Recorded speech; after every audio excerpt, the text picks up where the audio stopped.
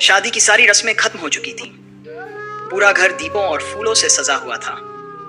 रंजीत और चांदनी को शर्माते हुए कमरे तक लाया गया।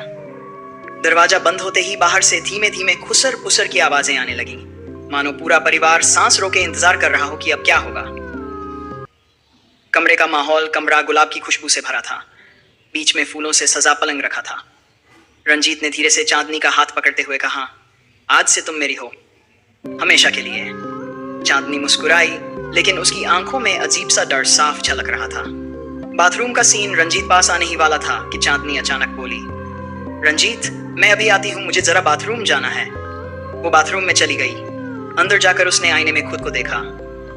आईने में कभी वो दुल्हन जैसी हसीन दिखती, तो कभी अपने असली भूतिया रूप में, चेहरा फीका, आंखें लाल और होंठों पर स्याह साया। वो फूट फूट कर रोने लगी। बाहर रंजीत दरवाजा खटखटा रहा था। चांदनी, सब ठीक है? डरो मत, मैं यहीं हूं, बाहर आओ। आवाज में इतना सच्चा प्यार था कि चांदनी का दिल पिघल गया। उसने आंसू पोंछे और खुद को संभालते हुए दरवाजा खोला।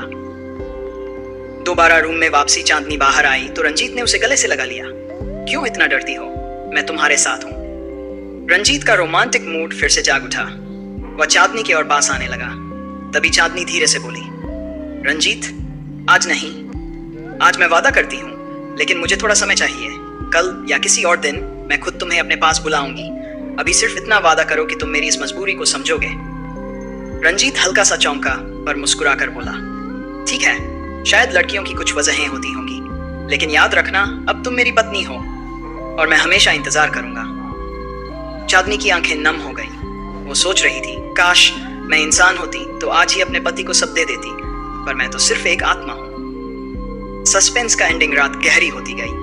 खामोश कमरा फूलों की खुशबू और रहस्यमयी ठंडक से भर गया।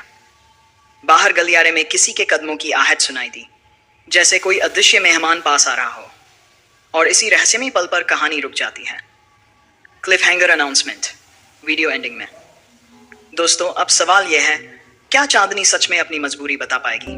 क्या रंजीत को कभी पता चलेगा कि उसकी दुल्हन इंसान नहीं बल्कि एक आत्मा है?